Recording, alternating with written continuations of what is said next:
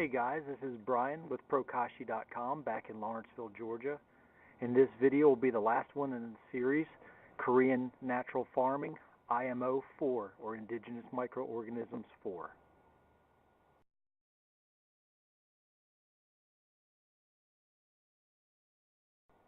Hey guys, I'm back. It's been about 2 weeks since the last video where I made IMO 3, or Indigenous Microorganisms 3.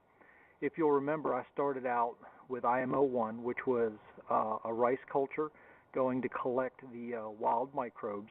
I progressed to IMO 2, which was taking that rice and microorganism culture, mixing it with some brown sugar to multiply it.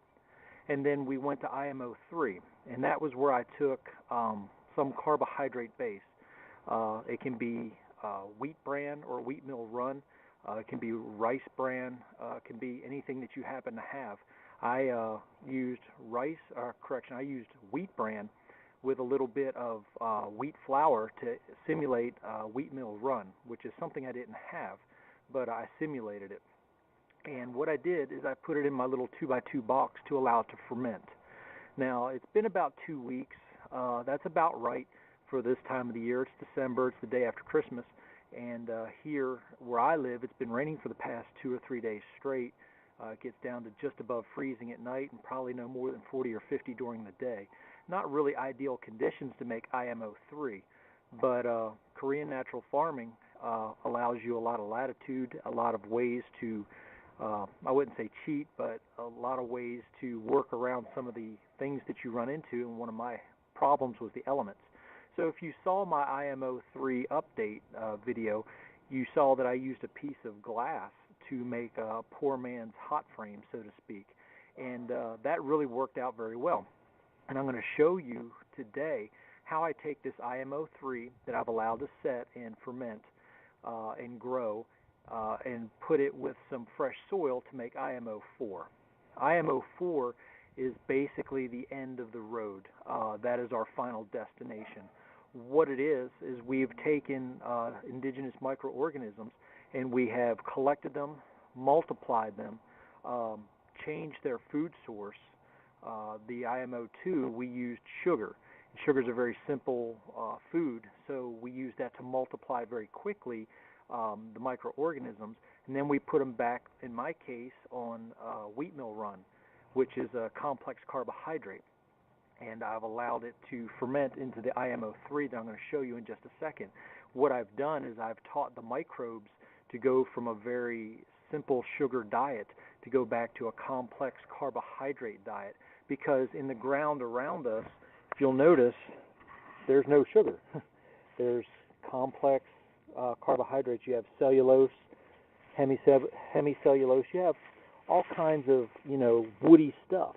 So I had to teach the microbes, hey guys, I know you got really fat and happy on the sugar, but I've got to teach you to go back to eating what you're going to find in nature.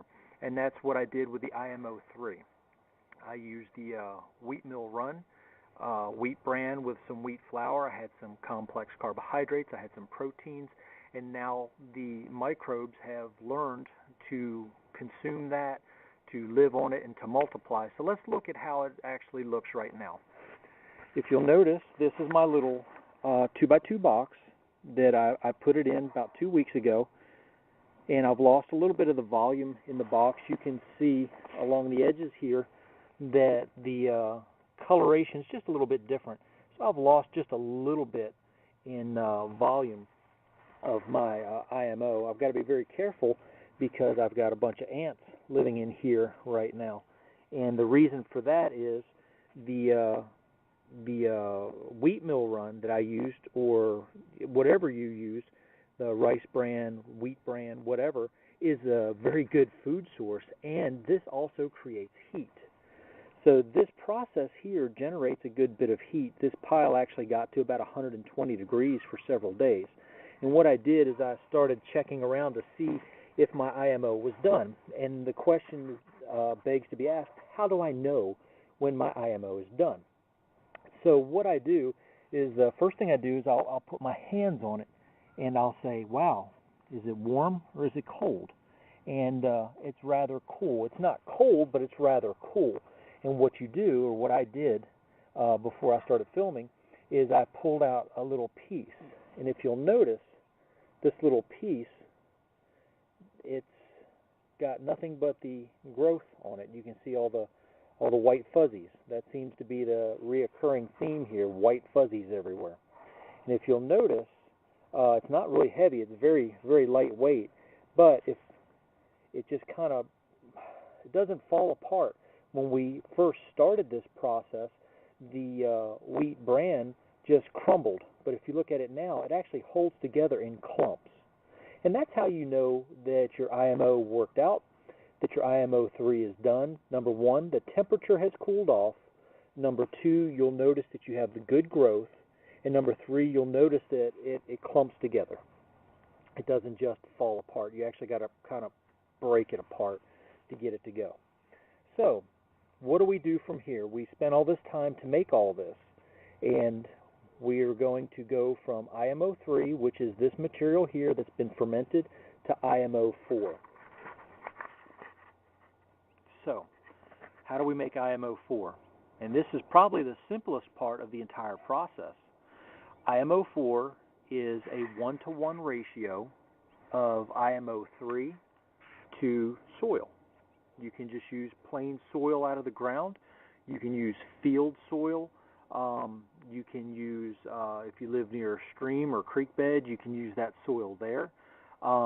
Any soil will do. It's a 1-to-1 ratio. It's a bulk ratio. It's not a weight. It's more of a volume. So what I did is I took my bokashi compost.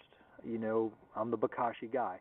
And I made my bokashi compost in my compost generator. If you've seen some of my other videos, you'll recognize that bin. And that bin is going to be the soil that I'm going to mix in a 1-to-1 ratio with my IMO here. So what I'll end up doing is I'll just take the soil in here and with a fork just start turning it over and mixing it all together. And you can tell it's rained here a bunch because you can see how wet it is. And the thing about the IMO 4 is going to be the same for the IMO 3 is the moisture.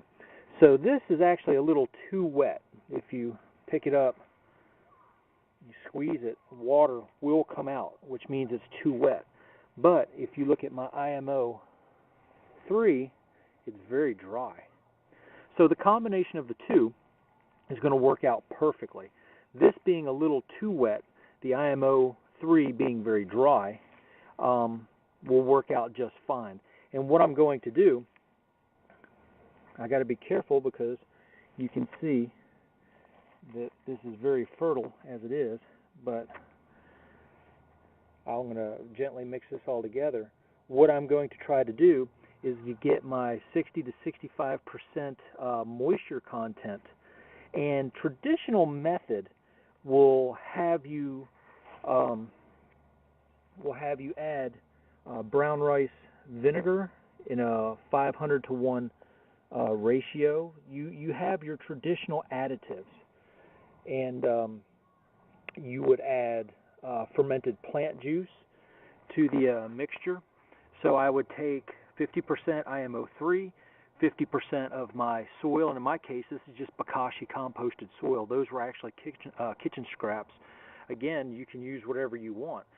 You can use old potting soil. I have a bed over on the other side of the yard that I'm going to eventually mix in and make with IMO 3 because it's a dead, it's a dead potting soil, and I want to bring it back to life. It's pretty useless over there, and I'm going to use Korean natural farming techniques to bring it back to life. You can use just a pile of dirt, anything, guys, any soil, as long as it's in a 1-to-1 ratio by bulk or by volume. So I know that my compost generator here for my bokashi is about the same amount of volume as it is here. And what I'm going to do is mix them together, cover them over with some leaves or some straw, and then I'm just going to end up letting it ferment. And the end result, again, I know you've seen this pile several times. The end result is going to be, and this is very wet, so it's not going to necessarily look like this when you do it, because again, I've had the rain for quite some time now. The end result is going to be your IMO 4 pile. So what you can do is just add 50% soil, 50% of IMO 3, mix it together so that just like when we made the IMO 3, when you squeeze the mixture, the moisture doesn't run out like you just saw it. That little bit was actually too wet, and you let it ferment. You put your leaves on top, and that's it, guys. When you're done, about a week or two later, your IMO 4 will be done, and you just use it. So the question again begs, how do you use it? Traditional technique will tell you that you would just take your IMO 4 and you would just sprinkle it lightly on top of whatever soil you're going to use. So in my case, I'm going to use my raised bed garden, and I'm going to sprinkle maybe a centimeter or a half inch on there, and I'm going to let it set. And what will happen is the microbes will actually grow into that soil. They will go down and they will condition that soil. So I will bring life to that soil. I will bring the worms to that soil. I will bring everything to that soil that I've been looking for, and then my fertility will be increased, and it will be a continuous process. Since this is a living product, it will continue to grow, to multiply, and over time, by continually adding my IMO 4 in small layers, I ultimately will increase the fertility and the production of my fruits, vegetables, or whatever I'm going to grow. So it took a little while to show you how to do it. In the wintertime, it takes a little while because it's cold out. But in the summertime, this process is probably about 3 weeks. IMO 1 probably takes anywhere between 3 to 5 days. IMO 2 for the same amount, and then the IMO 3 the same amount. So you're about up to 15 days, and then you have you've got your 2 weeks. You mix your IMO 4, 5 more days, and then you're done, guys.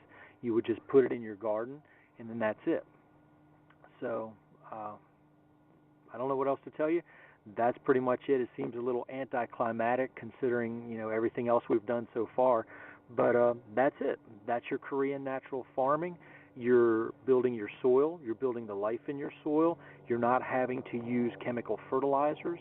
And in fact, I don't even fertilize my stuff. I just use what you see here, these microbes, and I'll use some organics such as fish emulsion and my bokashi compost. And that's it, guys. I grow everything I want to grow with just these few techniques, and I hope they've helped you out. I want to thank you all for all the kind emails and letters and stuff like that. It does my heart good that some of you enjoy this. So if there's any questions you have, feel free to contact me. I'll be glad to talk to you. If not, enjoy your new year. 2012, this is your chance right now to go ahead and get these practices underway so that you can have the best garden ever next year. So this is Brian with Prokashi.com. I'll talk to you next time. Bye-bye.